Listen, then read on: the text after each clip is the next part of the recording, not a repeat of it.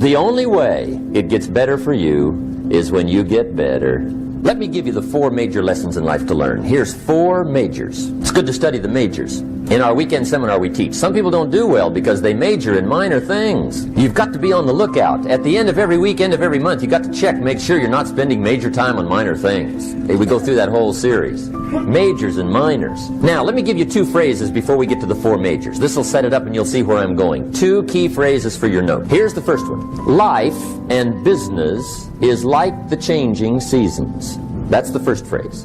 Life and business is like the changing seasons. One of the best ways to describe life. It's like the season. Frank Sinatra sings, life is like the seasons. Now here's the second phrase. Very important. You cannot change the seasons, but you can change yourself. You can't change the seasons, but you can change yourself. And see, that's how life gets better for you. Not by chance, but by change. Now, here's the 4 major lessons in life to learn. I've got my first book finished. Came out a couple of weeks ago. This is in it. The 4 major lessons in life to learn. Here they are. Number 1, learn how to handle the winters. That's lesson 1. They come right after falls with regularity. Some are long and some are short and some are hard and some are easy, but they keep coming. You must learn to handle the nights. They come right after days. You must learn to handle difficulty. It comes right after opportunity. You must learn to handle recessions. They always follow progressions. For the last 6,000, see, it isn't going to change. The lesson you must learn is how to handle it. And there's all kinds of winters, right? The winter when you can't figure it out. The winter when it all goes smash. The winter when it turns belly up. The winter when it won't work, when you've run out of money and you've got a broken heart. See, those are winter times. There's all kinds. Economic winters, social winters, personal winters. When your heart is smashed in 1,000 pieces and the nights are unusually long, your prayers seem to go no higher than your head. It's wintertime. Barbara Streisand sings, it used to be so natural to talk about forever, but used to be's don't count anymore. They just lay on the floor till we sweep them away. You don't sing me love song, and you don't say you need me, and you don't bring me flowers anymore. A song of winter. But see, the disappointments come. Those are normal. That's part of life. But the question is, how do you handle it? How do you handle the coming winters and the disappointments and the downtimes? Well, you can't get rid of January by tearing it off the calendar. But here's what you can do. You can get stronger, you can get wiser, and you can get better. The winters won't change, but you can. And that's how life changes for you. See, before I understood, when it was winter, I used to wish it was summer. I didn't understand. When it was hard, I used to wish it was easy. I didn't know. And then Mr. Schoaf gave me a part of his very unique philosophy when he said, don't wish it was easier, wish you were better. See, that triggered my whole life change. Don't wish for less problems, wish for more skills. Don't wish for less challenge, wish for more wisdom. That's the key. So that's lesson 1, learn how to handle the winters. Here's lesson 2, learn how to take advantage of the spring. That's the second one. Spring is called opportunity. And spring follows winter. What a great place for it. If you were going to put it somewhere, that'd be the place to put it, right after winter. And pray tell, how often does spring follow winter? Every year with regularity, 6,000. You can almost count on it. See, opportunity always comes. Days follow nights. Isn't that terrific? Opportunity follows difficulty. But here's what you must learn to do. Underline these 2 words in that key phrase. Take advantage. Underline those 2. You must learn to take advantage of the spring. See, just because spring rolls around is no sign you're going to look good come fall. You gotta do something with it. In fact, you have to get good at one of 2 things in life. Planting in the spring or begging in the fall. Or get somebody to do it for you. See, those are about the only alternatives. Now here's what else you must do. Take advantage of the springs quickly, because there's only a few. Just a handful of springs have been handed to each of us. They don't come forever. Life is fairly brief. So you got to read every book you can get your hands on what to do with your springs while they're here. And take advantage, they soon run out. The Beatles wrote, life is so short. And for John Lennon, it was extra short. But life is brief. Elton John sings, she lived her life like a candle in the wind. It's brief. So whatever you're going to do with your life, you got to get at it. Don't just let the springs pass. Here's the 3rd major lesson in life to learn. Learn how to protect your crops all summer. You got to take care of what you start. Sure enough, as soon as you've planted your garden in the spring, the busy bugs and the noxious weeds are out to take it. And here's the next bit of truth. They will take it unless you prevent it. And that's the third major skill to learn. You've got to learn to prevent the intruder from taking all the good you start. It's one of the challenges. Here's two key phrases under number 3. First one, all good will be attacked on this planet. Maybe not the next one we get to, but on this one, all good will be attacked. Every garden will be invaded. Not to think so is naive. And here's the second phrase. All values must be defended. Political values, social values, community values, family values, marriage values, friendship values, business values. Every garden must be tended all summer. Third major lesson. Now here's number 4. Fourth major lesson in life to learn. Learn how to reap in the fall without complaint. Learn to reap come harvest time without complaint.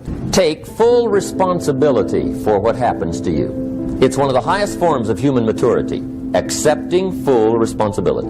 It's the day you know you've passed from childhood to adulthood, the day you accept full responsibility. And another note, learn to reap in the fall without apology. Without apology if you do well, and without complaint if you don't. That's maturity. I used to have that long list of reasons why I wasn't doing well. To explain. You got to explain, right? Otherwise you're going to look bad. I used to have this funny list called Reasons for Not Looking Good. I used to blame the government. I mean, you can believe that or not. It was at the top of my list. I had a lecture second to none. The government. That was on my list.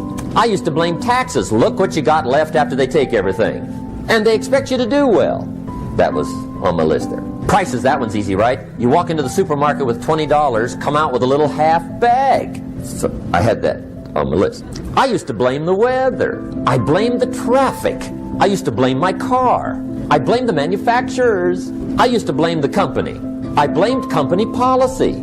I used to blame the training program. I blamed my negative relatives. They were always putting me down. I blamed my cynical neighbors. They're just selfish, looking out for themselves. Won't loan you money? They were on my list. I used to blame the economy. I blamed the community. That's a pretty good list for not doing well, isn't it? I thought it was good. I'll never forget one day. Mr. Schoaf was very kind, but he was also very blunt, and this was no exception. And I'm glad he was blunt. There's a lot of things I'd have missed if he hadn't have been blunt. One day, with sort of a curious look on his face, he said, Jim, just out of curiosity, tell me, how come you haven't done well up until now? Excellent question. I thought, well, so I won't look too bad, I'll go through my list. And this list I just gave you, I put that on him. And he was very patient. He let me go through the whole thing, the government, the weather. I went through this whole thing. When I finished, he looked my list over very carefully. He said, Mr. Rohn, big problem with your list. You ain't on it. How brilliant. When I went to work for him a few months later, I learned very quickly to tear up my list, reasons for not doing well, and I threw it away. And I got me a fresh piece of paper, and I put one word on it. Me. Information is the key. Learning is the beginning of wealth. Learning is the beginning of health. Learning is the beginning of prosperity. Learning is the beginning of democracy, the beginning of freedom. All values, all virtues start with the learning process. So don't be lazy in learning. Don't be lazy in gathering the library that'll teach you and instruct you. And I got that book, Think and Grow Rich. Some of the ideas in that book inspired me no end, helped me to change my life. Now, it's got some weird stuff in it. You know, it's got some weird stuff. Napoleon was weird, so you gotta separate out a little of this weird stuff. But you can do that. You can separate out the weird stuff, okay? Unless you're weird, just do the weird stuff. Anyway, remember, don't be a follower, be a student. That's the key to all books. Don't be a follower, be a student. Another book he recommended, Help Me Become Financially Independent. We're going to cover that before we finish this afternoon. The book was entitled The Richest Man in Babylon. The Richest Man in Babylon by George Clason, C-L-A-S-O-N. This little book, The Richest Man in Babylon, I use it as a textbook teaching teenagers how to be rich by 40. Living in America. 35 if you're extra bright. Much sooner if you find a unique opportunity. I got rich by the time I was 31. Didn't wait till 35. If you find a unique opportunity. So we'll get into that after we come back from our next break. Richest Man in Babylon. Get your library started. Here are some key sections to put in your library called mental food. In fact, we call it food for thought.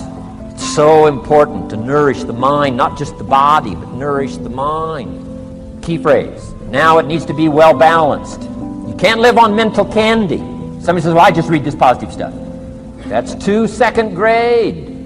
You've got to get out of second grade. You can't just be inspired. You've got to be taught. You can't just be inspired. You've got to be educated. Here's a good book. It's called How to Read a Book. Good title. How to Read a Book by Mortimer Adler. In this book, How to Read a Book, Mortimer, you know, is the chief editor of the new Encyclopedia Britannica. A good set of books, right, to have in your library. The Encyclopedia Britannica, chief editor, Mortimer Adler. He's in his 80s, still active, still writing books. I've got several of his books, The 6 Great Ideas, a lot of books, Mortimer Adler. But he wrote this book, How to Read a Book. Now, in this book, How to Read a Book, not only does he give you some good suggestions on how to get the most out of a book. It's one thing to read it, it's another thing to get the best out of it. He'll give you some techniques on how to get the best out of a book. It's very good. But here's what's also in his book, How to Read a Book, a list of what he calls the best writings ever written. The best writings ever written. I've used it as a centerpiece for my library. So I'm just asking you, take a look. If it suits you, fine. If it doesn't suit you, hey, keep looking until you find something to suit you. But well balanced. Let me give you some of that balance. Number one, history. We've all got to have a sense of history. American history, national history, international history, family history, political history. We all need a sense of history. Shortest history lesson. Opportunity mixed with difficulty. No matter how far back you go, 1,000 years ago, 2,000 years ago, 3,000, 4,000 years ago, I'm telling you, it all reads the same. Once you understand the thread that it isn't going to change, then what's going to change for my life? Answer, looks like I'm going to have to change.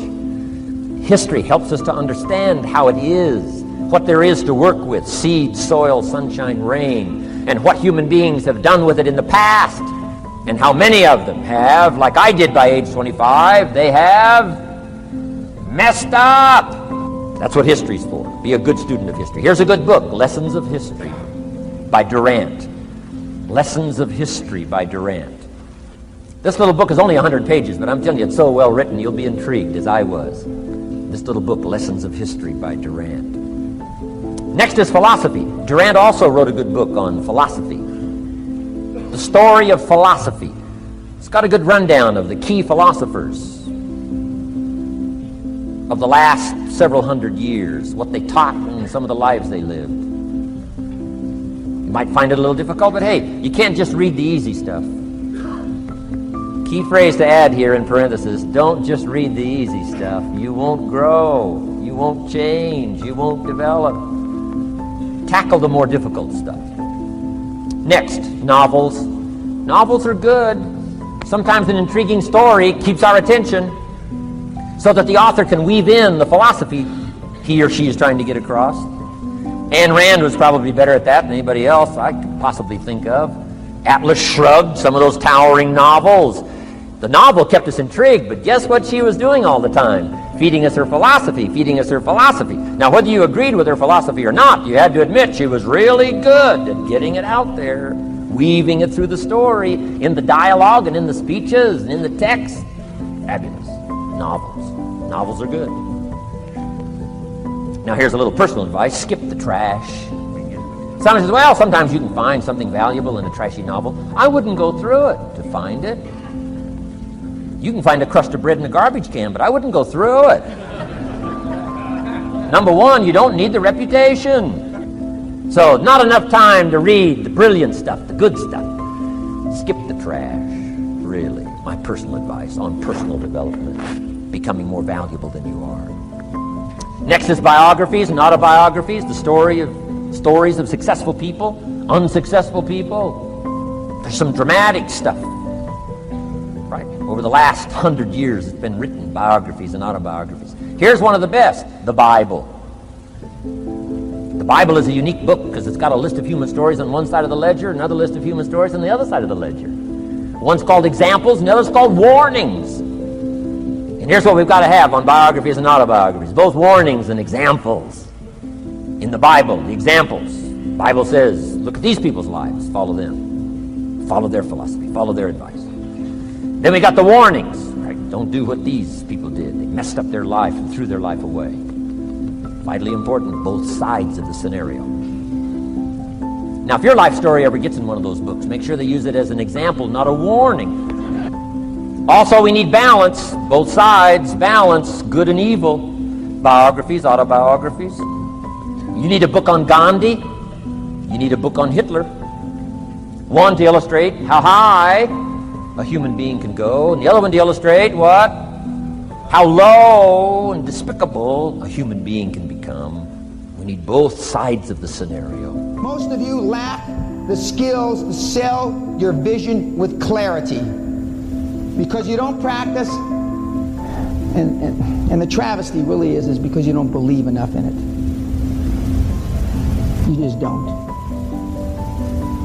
And if what you're trying to finance isn't your dream, isn't your vision, I mean, the banker or the person on the other side of the table sees through it clearly. They know just absolutely, definitively. Because at the end of the day, they want to feel down deep inside, warm and fuzzy, that this person or this person will do whatever it takes to pay me back the money. And if you don't believe with all your heart, then you're not going to, go that extra mile. That's what they want to believe. And most of you don't believe passionately in what you're doing. And that's why it's very easy for me to say you ought to turn the damn key. Just walk away. And look for something that you can passionately believe in. Is that so difficult? So one of the things that an infinite mindset provides is sort of what I would call a quiet confidence or a calm confidence. So, for example, if I were to tell you there's going to be a massive snowstorm or a massive hurricane in next Thursday, you're like, all right, it's going to be awful. It's going to shut down work. I'm not going to get to work. I may telecommute. I may take the day off. It's definitely going to hurt a lot of companies, right? Going to hurt if you're it could destroy a farm, right? But we've had lots of hurricanes. We know how to deal with it. We know how to prepare for it. We know there's going to be a short-term hit, and we know how to ride it out. Traits that make you strange are the gifts that make you special. And so I know you're different because you wouldn't be here with me now if you didn't feel you're different. You probably don't fit in with most conversations. I sure don't fit in with most conversations. I don't know a lot about most things that most people talk about because I don't participate in the majority. I don't participate in the news.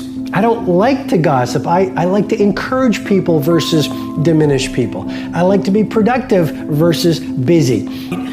And it's just kind of how my brain works. Like, I feel like it's a craft. Like, I don't think like, I think of it as we have not defined entrepreneurship properly.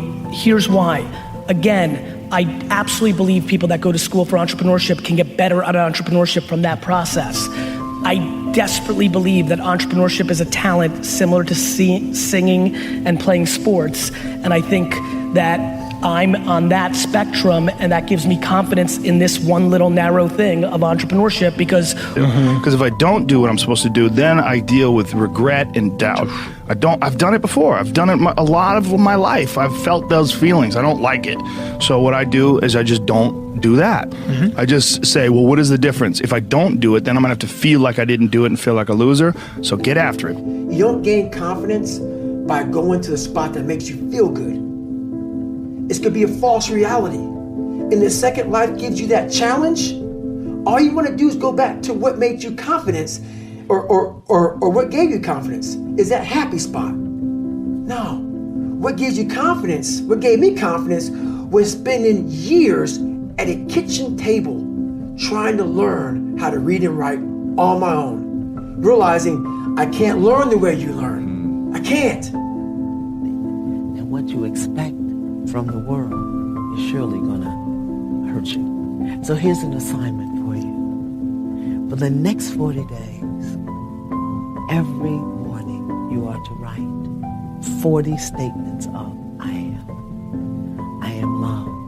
I am beauty. I am peace. I am joy. I am power. I am worth. I am value. I am truth. I am life. I am wealth, health, whatever it is, I am. And write it as a noun, not as a verb. But I can learn. What gives you confidence, not being afraid, is overcoming the fear. I used to stutter severely bad. So right now, I don't know how many people are gonna watch this. You know what gives me confidence? Is knowing I no longer care if I sit here and start stuttering to you. Yeah. That's what gives me confidence, is facing these things, overcoming them. And maybe not overcoming them every day, but facing them. And facing them and facing them. Pretty soon like this, you know what, man, this is where it's at. It's not in that comfort zone. It's in the discomfort zone.